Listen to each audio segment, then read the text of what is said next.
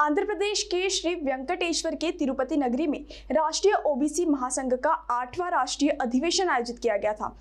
OBC की जात निहाय जनगणना जल्द करे ऐसी मांग अधिवेशन में की गई। आंध्र प्रदेश के श्री वेंकटेश्वर के तिरुपति नगरी में राष्ट्रीय ओबीसी महासंघ का 8वां राष्ट्रीय अधिवेशन आयोजित किया गया था। सर्वप्रथम मान्यवरों के हाथों दीप प्रज्वलन किया गया। इस महाअधिवेशन का उद्घाटन राष्ट्रीय पिछड़ा वर्ग आयोग के अध्यक्ष तथा पूर्व केंद्रीय गृह राज्य मंत्री हंसराज अहीर इनके हाथों किया गया। इस अधिवेशन में राष्ट्रीय पिछड़ा वर्ग आयोग के अध्यक्ष पूर्व सांसद हंसराज अहीर, MIMIM के अध्यक्ष सांसद असुद्दीन ओवैसी, जस्टिस V ईश्वरैया, राष्ट्रीय समाज पक्ष के महादेव जानकार, विधायक परिणय फुके, विधायक अभिजीत वंजारी, विधायक सुधाकर अडवाले, पूर्व विधायक डॉक्टर अविनाश वारजूरकर, राष्ट्रीय ओबीसी महासंघ के अध्यक्ष डॉक्टर बबन तायवाड़े, महासचिव सचिन राजूरकर आदि मान्यवर उपस्थित थे। मंच पर उपस्थित मान्यवरों का स्वागत सत्कार किया गया। राष्ट्रीय ओबीसी महासंघ के राष्ट्रीय अध्यक्ष डॉक्टर बबन राव तायवाड़े, महासचिव सचिन राजूरकर, राष्ट्रीय समन्वयक डॉक्टर अशोक जीवतोड़े, इनकी आयोजन में महत्वपूर्ण भूमिका थी। दौरान जो ओबीसी की बात करेगा वही देश पे राज करेगा, जय ओबीसी, जात निहाय जनगणना होनी ही चाहिए आदि घोषणा महाअधिवेशन में गूंज रही थी। प्रस्तावना राष्ट्रीय ओबीसी महासंघ के महासचिव सचिन राजूरकर ने की। इस देशव्यापी ओबीसी अधिवेशन में देश भर से हजारों ओबीसी समाज बांधव उपस्थित थे।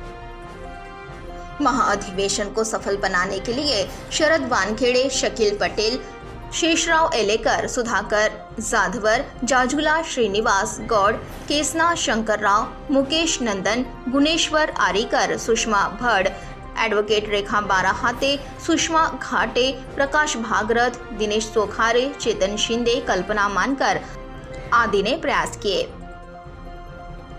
तिरुपति के महती सभागृह में ओबीसी महासंघ ने आयोजित किए अधिवेशन में सरकारों में जनसंख्या के प्रतिशत में आरक्षण देने की मांग की गई। केंद्र सरकार ने जल्द ही जात निहाय जनगणना कर 52% जनसंख्या के ओबीसी समाज को आरक्षण में उचित प्रतिनिधित्व देने की मांग की गई। इसके अलावा सभी स्थान ओबीसी को आरक्षण बढ़ाकर देते हुए केंद्रीय स्तर पर अलग ओबीसी मंत्रालय स्थापना की मांग की गई। पदोन्नति में ओबीसी कर्मचारियों को आरक्षण लागू करने के साथ ही देश के प्रत्येक जिले में ओबीसी विद्यार्थियों के लिए छात्रावास की स्थापना करने के लिए केंद्र सरकार की ओर विशेष मांग की। इस दौरान उपस्थित मान्यवरों ने अपने अपने विचार रखे। तो सबसे पहले हमारी मांग है कि ओबीसी समाज की जात न्याय जनगणना होनी चाहिए।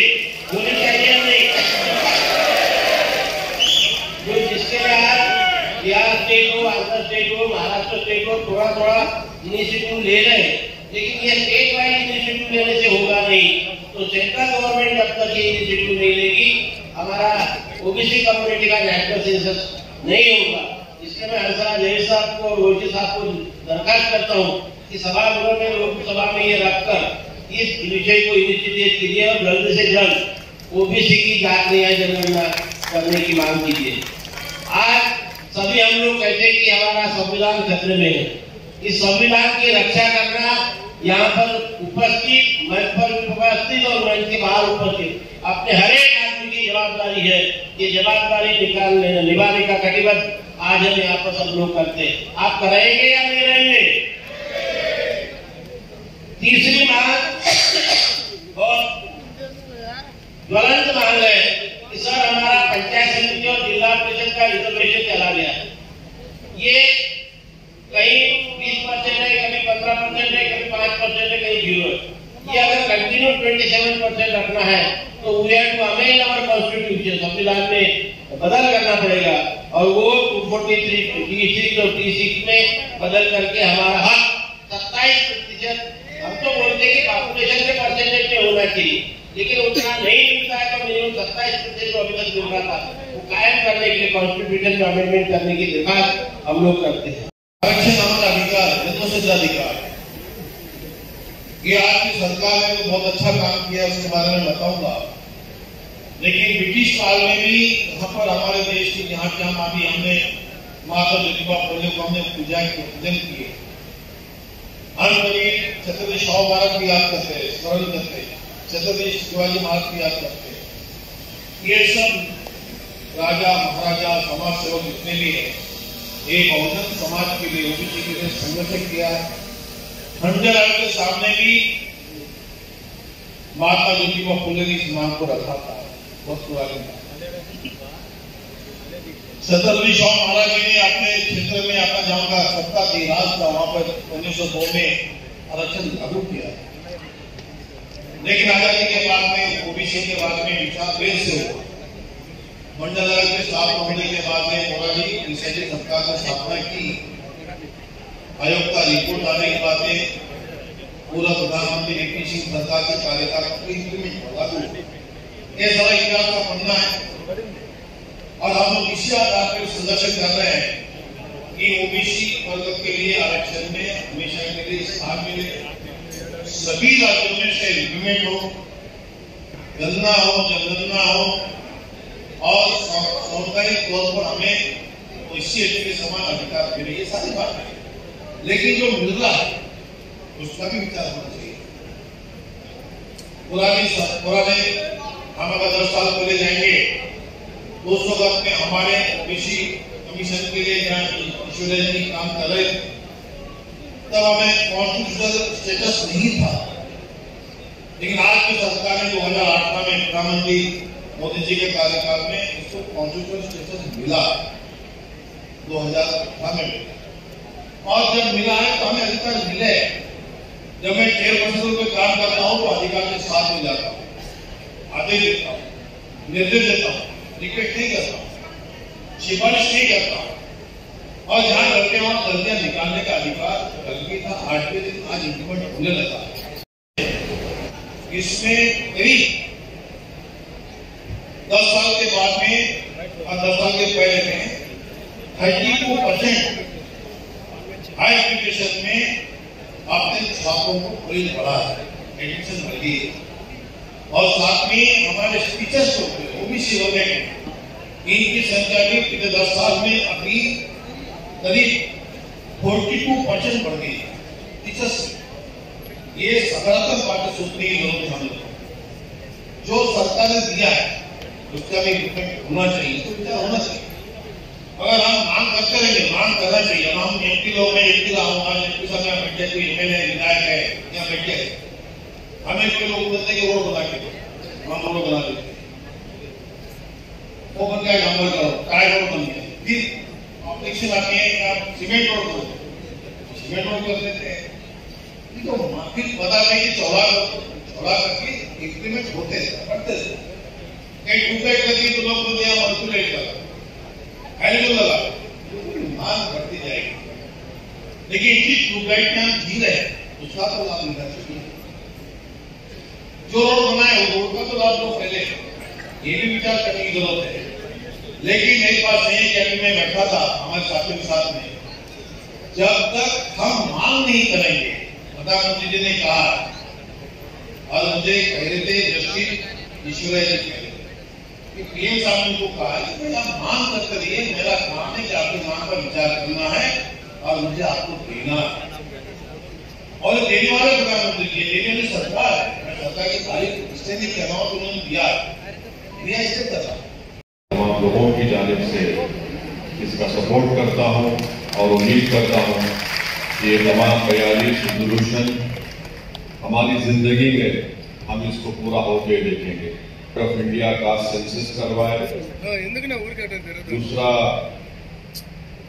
एक अलहदा ओबीसी मिनिस्ट्री को बनाया जाए और उसको बजट दिया जाए ओबीसी पॉपुलेशन के मुताबिक,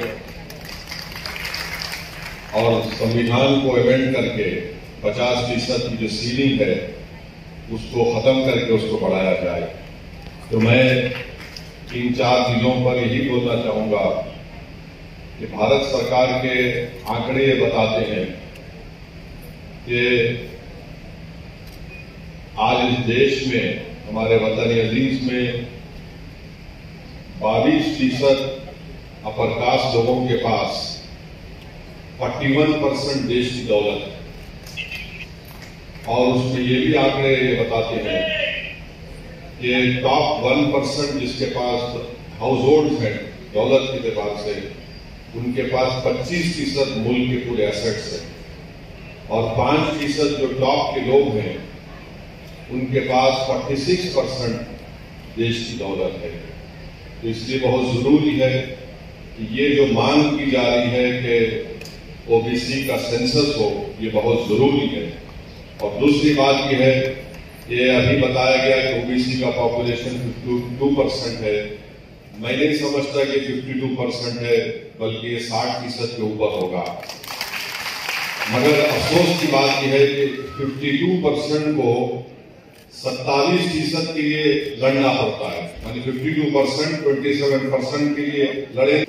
ओबीसी का जो कोटा है, ओबीसी का एससी एसटी का कोटा को कम कर दिया। ये भारत सरकार का एक नोटिफिकेशन है institute of banking personal selection का, उसमें यह बताया गया कि ओबीसी एससी एसटी कोटा को रिड्यूस करके, कम करके 10% ईडब्ल्यूएस कोटा में उसको दे दिया जा रहा है। और मालूम यह हुआ कि 49.5% से ये 40% पर आ गया। अब आप बताइए, नाइंसाफी नहीं है तो क्या है? आखिर में ये जो 50% की सीलिंग है, ये संविधान में नहीं है। ये क्रीमी लेयर की बात संविधान में नहीं है। मैं बड़ी इज्जत के साथ कह रहा हूं कि ये बनाया गया है कोर्ट की तरफ से, ये इन्वेंशन किया गया है। और अगर सरकार चाहे तो 50% कोटा को ब्रीच करना चाहिए, उसको बढ़ाना चाहिए और क्रीमी लेयर को भी सोचना चाहिए ये क्रीमी लेयर से कितना नुकसान होता है।